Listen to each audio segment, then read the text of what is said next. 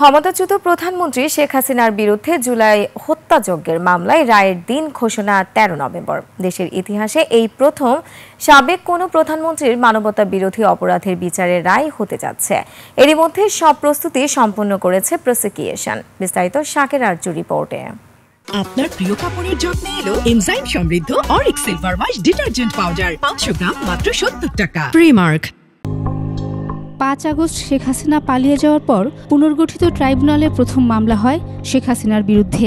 শেখ হাসিনা ছাড়াও অপর দুই আসামি হলেন সাবেক স্বরাষ্ট্রমন্ত্রী আসাদুজ্জামান খান কামাল ও সাবেক আইজিপি চৌধুরী আব্দুল্লাহ আল মামুন। শেখ হাসিনা ও আসাদুজ্জামান খান কামাল পলাতক আছেন। তাদের পক্ষে নিয়োগ দেয়া হয় রাষ্ট্রনিযুক্ত আইনজীবী।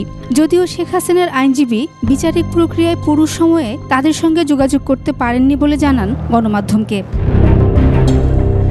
তবে শেখ হাসিনার বিরুদ্ধে রেড নোটিশ জারির বিষয়ে কোনো তথ্য জানায়নি ইন্টারপোল। অপর এক আসামি সাবেক আইজিপি চৌধুরী আব্দুল্লাহ আল মামুন দোষ স্বীকার করে রাজসাক্ষী হয়েছেন। সাক্ষ্য এবং যুক্তিতর্কের ভিত্তিতে ট্রাইব্যুনাল যদি মনে করে যে এই অভিযুক্তরা অপরাধী, তাহলে তাদের বিরুদ্ধে শাস্তি প্রদান করবেন। আর যদি ট্রাইব্যুনাল মনে করেন যে তাদের বিরুদ্ধে অভিযোগ প্রসিকিউশন প্রমাণ করতে পারেনি, তাহলে তাদেরকে খালাস প্রদান করতে পারবেন। তো অতএব প্রসিকিউশনের যতটুকু দায়িত্ব, আমরা ততটুকু দায়িত্ব পালন করেছি। বিচার কার্যক্রম শেষে চলতি সপ্তাহেই হতে চলেছে রায়ের তারিখ ঘোষণা। দেশের ইতিহাসে প্রথম ক্ষমতাচ্যুত সাবেক কোনো প্রধানমন্ত্রী মানবতাবিরোধী অপরাধের বিচার দেখতে যাচ্ছে দেশবাসী। চলতি সপ্তাহের ১৩ই নভেম্বর সাবেক প্রধানমন্ত্রী শেখ হাসিনা, সাবেক স্বরাষ্ট্রমন্ত্রী আসাদুজ্জামান খান কামাল এবং সাবেক আইজিপি চৌধুরী আব্দুল্লাহ আল মামুন সাহেবদের মামলার রায়ের তারিখ নির্ধারণ হবে এবং সেই রায়ের তারিখ নির্ধারণকে কেন্দ্র করে প্রসিকিউশনের আইনগত সকল প্রস্তুতি সম্পন্ন হয়েছে। রায়কে ঘিরে নিরাপত্তা নিয়ে চিন্তিত নয় প্রসিকিউশন বলে জানান প্রসিকিউটর তামিম।